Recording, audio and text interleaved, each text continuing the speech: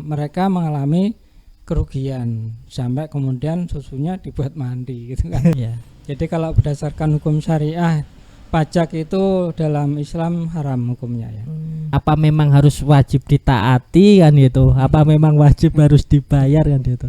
Nah, susu kambing dan domba ini sebenarnya justru lebih ramah terhadap pencernaan manusia dibanding dengan susu sapi, ya kan?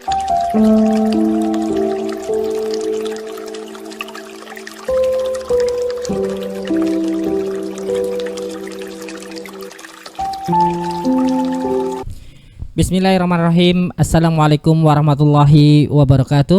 Waalaikumsalam warahmatullahi wabarakatuh. Alhamdulillah, segala puji syukur hanya kehadirat Allah Ta'ala yang telah memberikan rahmatnya kepada kita semua. Sahabat filah, telah kita ketahui beberapa waktu lalu telah viral terjadinya beberapa fenomena ekonomi yang sangat luar biasa di tengah-tengah masyarakat.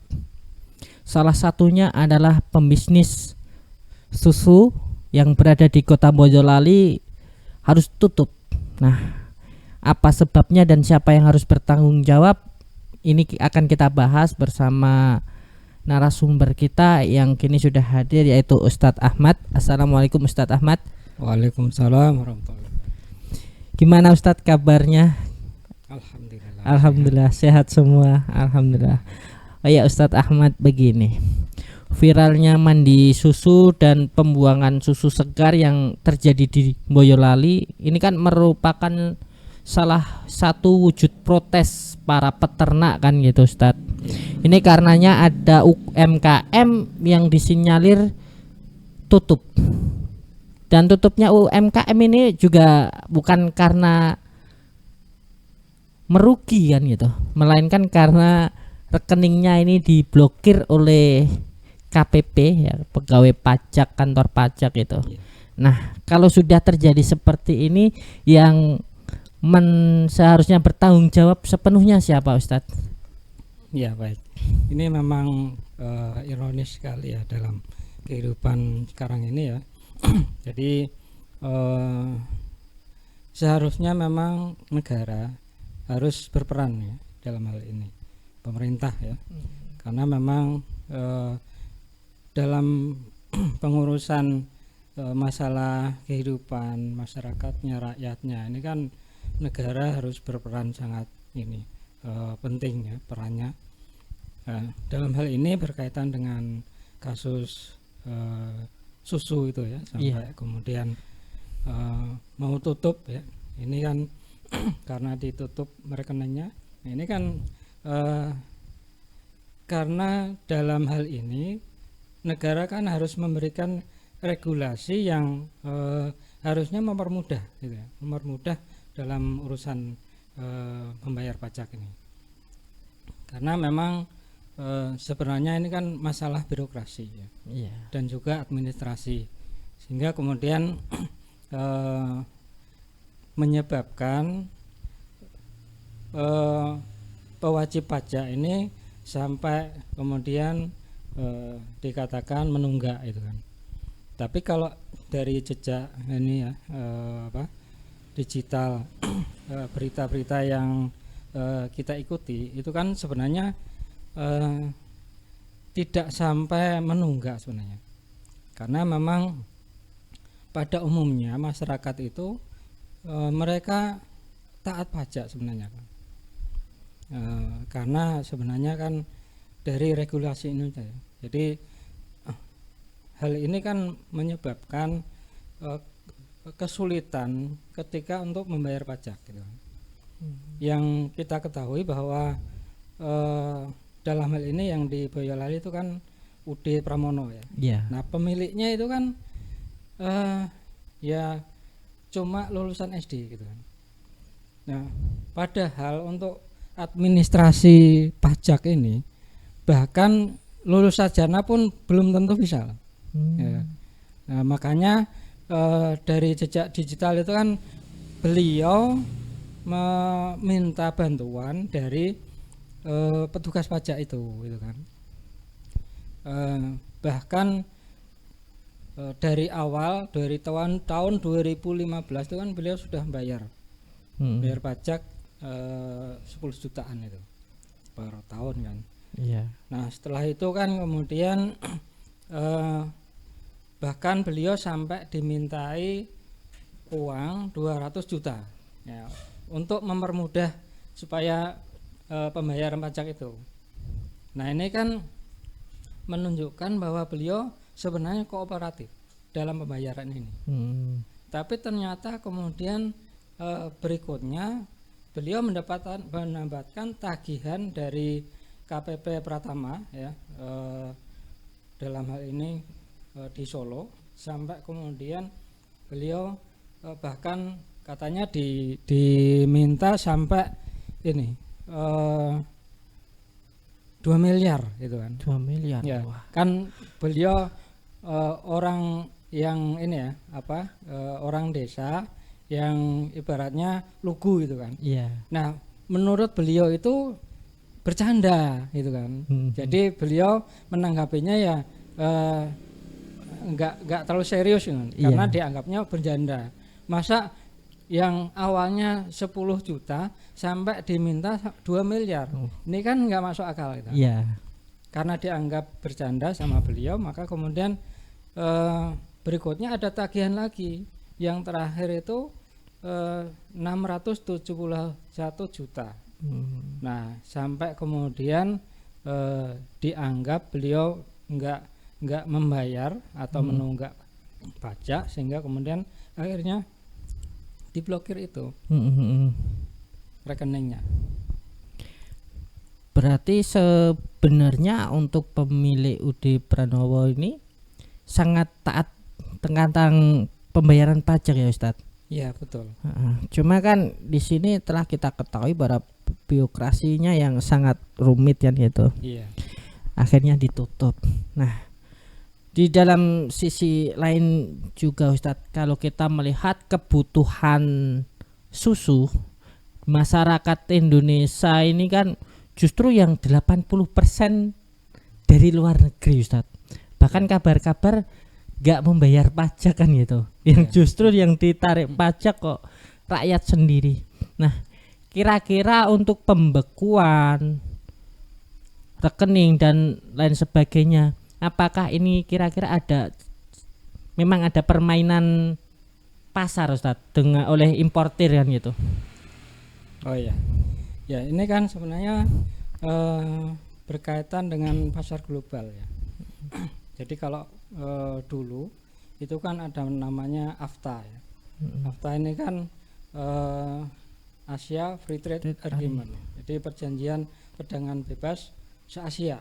Jadi se-Asia itu semuanya kalau ada impor ini ya, impor barang itu mereka bebas biaya masuk gitu kan. Oh, memang dibebaskan. Nah, yang terbaru berkaitan dengan susu ini adalah FTA ya. Jadi Free Trade Agreement, ya, perjanjian perdagangan bebas yang sesama ini ya, importir, terutama untuk susu ini kan dari Australia dan Selandia Baru. Nah, itu ada perjanjian itu. Gitu. Jadi memang ini market perdagangan bebas ya, perdagangan bebas global.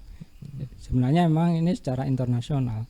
Tapi di sisi lain ini memang menguntungkan pedagang, di sisi lain justru malah merugikan pedagang lokal gitu kan. Sehingga akhirnya mereka mengalami kerugian sampai kemudian susunya dibuat mandi gitu kan. Ini kan ironis sekali gitu kan.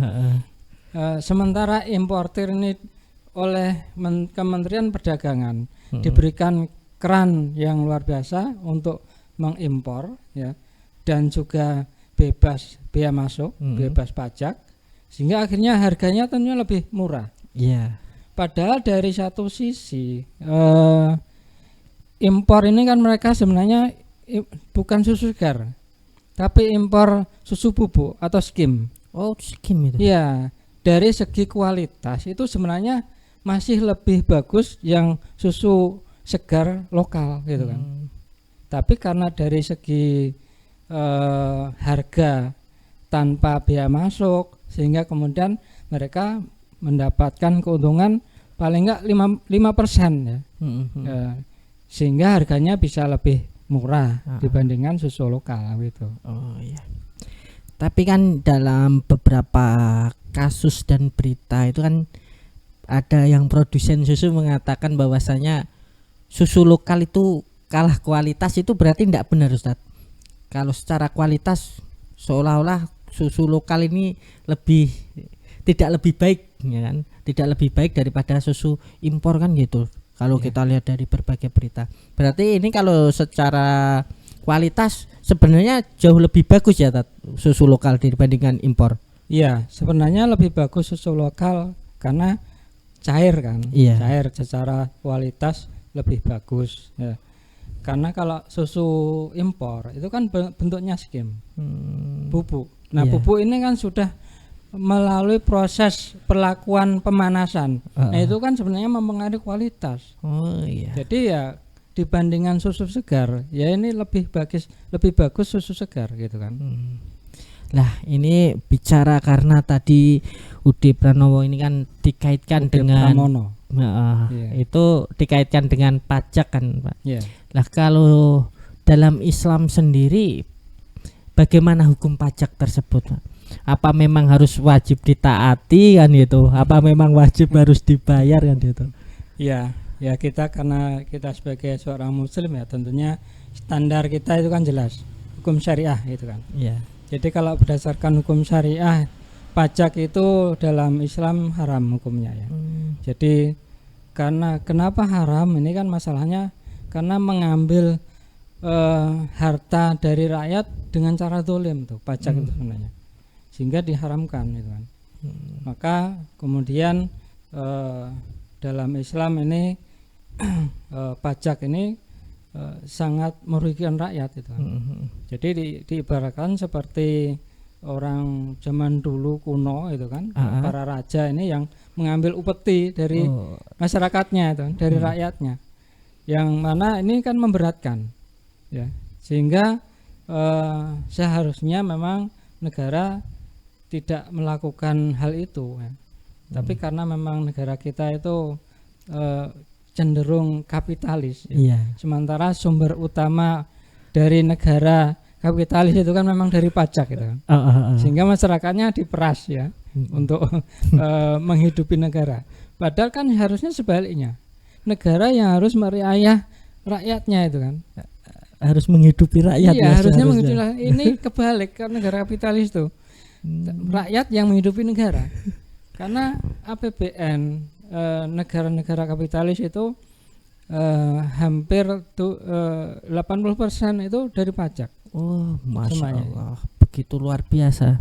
Nah, kalau kita bicara tentang hukum pajak tadi kan diharamkan Ustadz. Sedangkan kita tahu tadi kurang lebih 80% penghasilan negara itu kan dari pajak untuk menjalankan roda pemerintahan kan gitu Ustadz. Lah, kalau pajak haram seharusnya pemerintah atau negara itu mengambil pendapatannya itu dari mana Ustadz untuk memenuhi kebutuhannya? Iya, ini menarik sekali ya, karena memang kalau negara yang cenderung kapitalis itu kan penghasilan utama dari pajak ya. Sementara sumber daya alam yang dimiliki oleh negeri kita itu kan luar biasa. Nah, harusnya negara itu lebih mengutamakan sumber daya alam daripada mengambil pajak dari rakyat itu kan. Ya mungkin belum lama kasus tentang tambang timah. Ini kan termasuk sumber daya alam yang luar biasa. Dan timah ini tidak termasuk tambang yang favorit ya. Itu saja yang dikorupsi sampai 271 triliun gitu kan. Nah, kita bandingkan misalnya tambang-tambang favorit seperti emas itu kan yang di Papua, kemudian tambang batu bara gitu kan. Apalagi tambang batu bara sekarang harganya melambung gitu kan. Ini kan yang diuntungkan para kapitalis tentunya kan. Apalagi tambang minyak. Nah, ini kan termasuk tambang-tambang favorit ini kan. Jadi dari minyak saja ini misalnya ya, ketika dikelola oleh negara sepenuhnya, ini bahkan untuk biaya pendidikan tuh sampai perguruan tinggi masyarakat Indonesia ini bisa gratis. Masya Allah, itu baru tambang minyak. Dari minyak saja itu, belum dari sumber daya alam yang lain, gitu kan. Wah, Masya Allah, ini begitu kaya ya sebenarnya negara kita. Luar biasa sebenarnya. Nah Ustadz, kembali ke susu tadi Ustadz. Lah, ini seharusnya dalam pengelolaan susu ini apa yang harus dilakukan negara Ustadz? Apakah harus membatasi impor atau bagaimana ini seharusnya? Selain di lain sisi juga menguntungkan para peternak dan petani, tetapi juga mencukupi kebutuhan masyarakat. Ini apa yang seharusnya dilakukan oleh negara, Ustadz? Ya, karena memang untuk saat ini kan yang lebih diutamakan itu kan untuk produksi susu dari sapi ya, dari sapi itu kan. Karena memang dari segi ekonominya sapi itu produksinya ya, produksi susunya memang lebih banyak gitu kan. Tapi sebenarnya dari segi konsumen, dalam hal ini masyarakat, itu untuk pencernaan itu sebenarnya tidak tepat ya. Kurang bagus. Jadi kurang bisa dicerna gitu kan, oleh pencernaan manusia itu. Karena mengandung ini ya, mengandung unsur-unsur yang memang itu dicerna oleh pencernaan itu agak sulit gitu kan. Gitu. Maka sebenarnya kan ada alternatif yang lain itu kan, yang harusnya dikembangkan ya, sehingga tidak tergantung pada produk susu sapi gitu kan. Gitu. Semisal apa Ustaz untuk alternatifnya ya? Kalau sebenarnya yang pemerintah baru itu kan dulunya ya, awalnya itu kan mau mengembangkan susu ikan gitu kan. Cuma ternyata dari segi biaya produksinya dia lebih mahal gitu kan. Akhirnya nggak jadi gitu kan. Maka alternatif yang lain sebenarnya banyak ya. Misalnya dari susu kerbau gitu kan, susu kerbau. Kemudian bisa juga dari susu kambing gitu kan.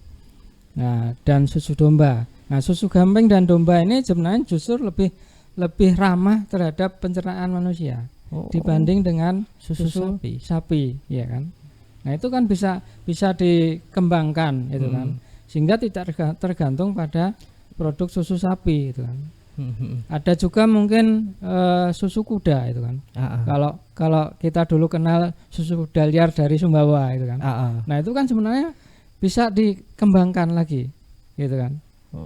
Dan itu produk lokal yang pasti akan lebih membantu masyarakat Indonesia ini supaya bisa lebih mandiri dalam hal ini untuk produksi susunya gitu kan. Jadi nggak harus sapi ya Ustadz, begitu banyak alternatif ya. Kalau semisal pemerintah mau mendorong ya. Cuma lagi-lagi kendalanya kalau di masyarakat kita pun dalam pemasaran, karena juga tidak dibantu oleh pemerintah, akhirnya banyak yang nggak mau ternak Ustadz kayaknya. Baik Ustadz, terima kasih atas pencerahannya, begitu luar biasa ilmu yang kami dapatkan, dan mudah-mudahan ini bisa sampai ke saudara-saudara kita ya, bahwasanya saat ini begitu luar biasanya setelah Indonesia yang tercinta ini bergabung dengan pasar bebas ya itu, akhirnya banyak merugikan masyarakat besar, masyarakat luas di negeri ini sendiri. Sebelum diakhiri Ustadz, mungkin ada pesan-pesan untuk saudara-saudara kita yang saat ini mungkin sedang berternak atau yang lain sebagainya. Iya, mungkin bagi saudara-saudara kita ya setanah air yang memang berternak, terutama yang memproduksi susu ya, supaya mereka bisa terserap ya, produksinya itu tentunya memang harus ada ini ya, kemauan yang kuat dari pemerintah dalam hal ini, supaya mereka bisa mandiri ya, sehingga kemudian tidak tergantung pada impor ya. Iya. Negara dalam ini kan sangat berperan ya. Kemudian juga ada sedikit tips ya untuk terutama yang mengkonsumsi susu ini kan kebanyakan anak-anak itu kan. Iya. Anak-anak apalagi yang memang baru lahir itu kan banyak ini ya Konsumsi susu. Nah, ini mungkin tips untuk bapak atau ibu muda yang mungkin punya anak yang masih bayi gitu kan. Nah ini supaya sebaiknya untuk memberikan ASI gitu kan. Karena kalau dibandingkan dengan sufor ya, susu formula apalagi susu kaleng gitu kan, itu jauh sekali ya. Jadi kalau susu formula itu diibaratkan seperti zat mati ya. Kalau ahli gizi itu kan mengatakan gitu, zat mati. Sedangkan ASI itu kan ibaratnya itu produk Allah gitu ya. Ya jadi memang dari segi ilmu pergizian itu lebih baik gitu kan, karena memang zat hidup. Kalau susu formula itu zat mati gitu. Maka ya jangan sampai kemudian diganti ASI itu dengan susu formula itu gitu kan. Kecuali memang benar-benar terpaksa gitu kan. Gitu. Terima kasih Ustadz atas sarannya, mudah-mudahan bermanfaat bagi kami semuanya. Nah demikian para sahabat, bahwasanya begitu berpengaruh terhadap peternak itu tergantung kebijakan yang dibuat oleh penguasa ataupun negara. Maka dari itu perubahan tentu diperlukan. Jangan lupa subscribe dan di-share informasi dari kami. Akhirul kalam, wassalamualaikum warahmatullahi wabarakatuh.